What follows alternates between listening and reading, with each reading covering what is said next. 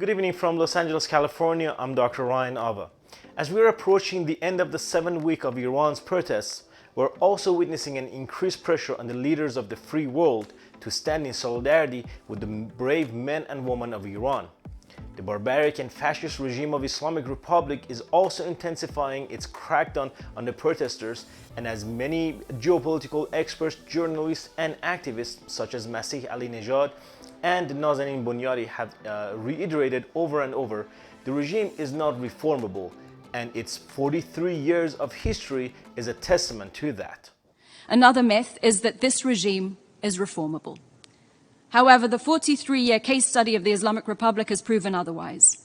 The supreme leader has, during this time, consolidated all levers of coercive state power, and Iranians and the world have repeatedly been hoodwinked to think that presidential elections, which have never been free or fair, would make a difference for them. But elections in Iran are theater. The rise to the presidency of Ebrahim Raisi, who has been a pillar of the oppressive state, implicated in crimes against humanity, and whose leadership harkens back to 1980s Iran, is proof enough that a culture of impunity reigns supreme in Iran, and the theocracy is impervious to reform. We must realize what is currently happening in Iran is unprecedented in so many different ways and levels. We have never, at least in the modern history of this nation, seen such a unity across a broad spectrum of people. Men, women, young and old are all in one voice that we do not want the Islamic Republic regime. I've been working in the Iran human rights advocacy space for 14 years now. Never during that time have I witnessed such widespread and committed opposition to the Islamic Republic regime as there is in Iran today.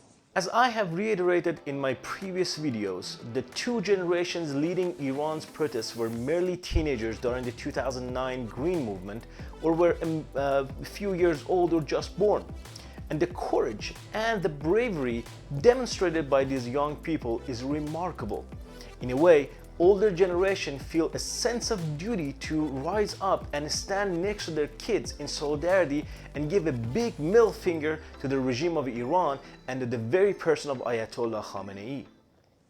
While Iran has become accustomed to mass protests nearly once every decade, neither the student protests of 1999 nor the Green Movement of 2009 or even the more recent November 2019 protests compare in fervor or magnitude to the current protests, in which, for the first time since the inception of the theocracy in 1979, people are not only openly opposing 83-year-old Supreme Leader Ali Khamenei, which they'd started to do in 2017, but are actively fighting back to defend themselves against the security forces and tearing down billboards and burning pictures of the founder of the Islamic Republic, Ayatollah Khomeini. What separates this protest from previous ones is that it's female-led. Women are the leaders of this movement. This strikes the regime right at its core. One of the many reasons many, including myself, believe that this is no longer a protest, but a revolution in progress. But the most unprecedented part of these protests is that they have been female-led. The murder in custody of the 22-year-old Kurdish Iranian woman, Mahsa Jina Amini, arrested for inappropriate hijab, was the powder keg moment that ignited this most recent uprising. Women have taken to the streets and are not only removing and waving their headscarves, but setting them ablaze and cutting their hair in protest. Despite knowing that they will be arrested and sent to psychological re-education centers, beaten, raped, and even killed, young schoolgirls are removing their mandatory head coverings and chanting, "We don't want an Islamic Republic." The movement's slogan, "Woman, Life, Freedom," is a declaration of opposition to a regime which has built itself on being anti-woman, pro-martyrdom, and repressive. To be clear, this uprising is not just about draconian dress codes. However, the compulsory hijab has become the most visible symbol of the subjugation of Iranian women. Now, Iranian men and women stand shoulder to shoulder against the Islamic Republic's gender apartheid regime that has maintained its power not only through the segregation and oppression of women in Iran, but denial of all Iranians from freedom of expression, association, and assembly. as well as fair trials and due process. Make no mistake about it. The Islamic Republic is a totalitarian system that uses forced confessions and torture against its own citizens to stifle all dissent. According to the World Economic Forum's 2022 Global Gender Gap Report, Iran ranks 143rd of 146 countries. Iranian government is a form of dictatorship, a regime which has brutally murdered its own people over the past years. As always, due to the lack of transparency, the number of protesters killed, including women and children, are likely to be much higher than reports suggest. They've been killed with batons to the head and bullets to the neck, even as they ran for their lives. And let us not forget that a free Iran and a people-elected government in Iran means much less turmoil and conflict in the Middle East. The Islamic Republic exemplifies why countries with the most discriminatory laws and attitudes towards women tend to also experience the greatest turmoil, which in turn compromises international peace and security. This brings us to the first myth, which has sadly been perpetuated not only by representatives of the regime in Iran, but also by global pundits. And that's the myth that compulsory hijab is a cultural issue that we shouldn't interfere with. But you don't need to subjugate people into observing cultural norms, where schoolgirls are defying a lifetime of indoctrination by rising up in classrooms, and people are taking to the streets in their tens of thousands to protest something, despite the risk of death at the hands of the authorities. You can safely assume that's not part of their culture. Coercion that violates human rights has no place in any culture, and Iranians are risking everything for the world to understand this. Another myth is that this regime is reformable. However, the 43-year case study of the Islamic Republic has proven otherwise. The supreme leader has, during this time, consolidated all levers of coercive state power, and Iranians and the world have repeatedly been hoodwinked to think that presidential elections, which have never been free or fair, would make a difference for them. But elections in Iran are theatre. The rise to the presidency of Ebrahim Raisi, who has been a pillar of the oppressive state, implicated in crimes against humanity, and whose leadership harkens back to 1980s Iran, is proof enough that a culture of impunity reigns supreme in Iran, and the theocracy is impervious to reform. I firmly believe the future of Iran can only be written by its own people on its own streets. But no country can go it alone in its pursuit of freedom and self-determination. This body has an important role to play in assisting nations in crisis. Because the Islamic Republic isn't just a threat to its own people, its human rights abuses have become one of its primary exports. The catalogue of abuses by the regime in Iran and around the world is well documented.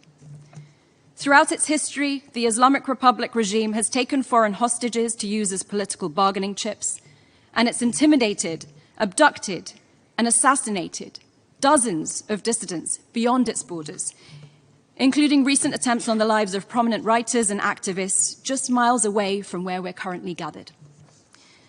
The potential for the current protests to transform Iran from theocracy to representative government could be a geopolitical game changer and the single most important key to bringing about stability in the Middle East.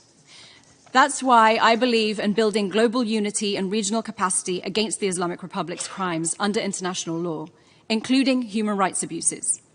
That's what the Iranian people want from us, and to stop turning a blind eye to their suffering in order to fulfill our own political objectives. For decades, we've only responded to the symptoms of the Islamic Republic's hostile activities, with a focus on countering Iran's nuclear ambitions and regional aggression. But in order to address the cause, we must commit ourselves to intelligently supporting the Iranian people's democratic aspirations. What does that look like? We must stand united in fighting corruption and promoting respect for human rights. And the current crisis in Iran calls for us to urgently support the establishment of an international, independent investigative mechanism on the human rights abuses in Iran, because there are no avenues for justice domestically in the country. At a time when the Islamic Republic's state security forces are once again using disproportionate violence on protesters, it's crucial that we document these human rights violations and atrocity crimes and have mechanisms in place to hold those responsible accountable. It's only with this level of international coordination and support for accountability and justice for the Iranian people that we can address the Islamic Republic itself as the cause of our nuclear and geopolitical concerns.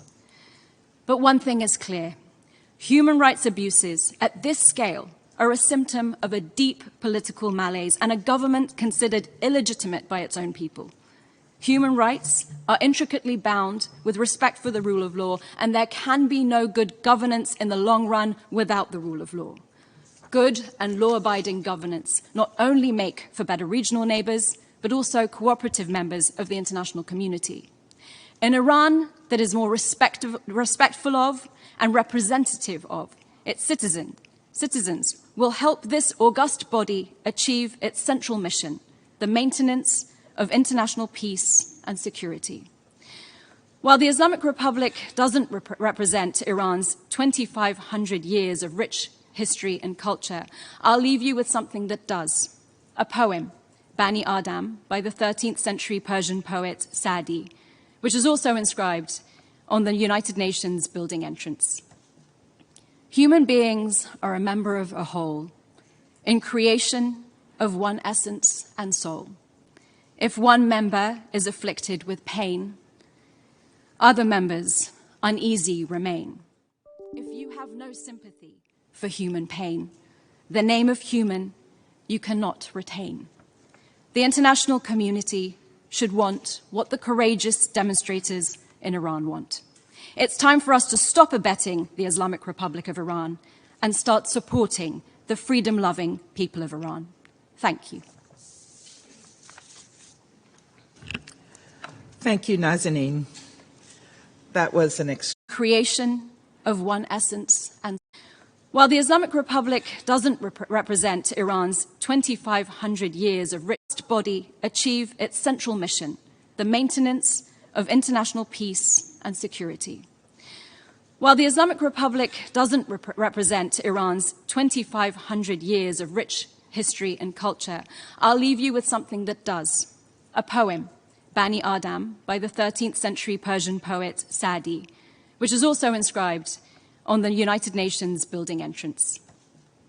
Human beings are a member of a whole, in creation of one essence and soul. If one member is afflicted with pain, other members uneasy remain.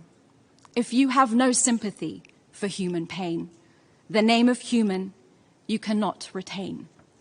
The international community should want what the courageous demonstrators in Iran want. It's time for us to stop abetting the Islamic Republic of Iran and start supporting the freedom-loving people of Iran. Thank you. Thank you, Nazanin. That was an extraordinarily powerful statement. And thank you for your call to support the freedom-loving people of Iran. And that's exactly why we are here today. To support my work, please subscribe to my channel and give this video a thumbs up. Also, please don't forget to hit the bell icon so you wouldn't miss any of my new videos. Thanks for watching.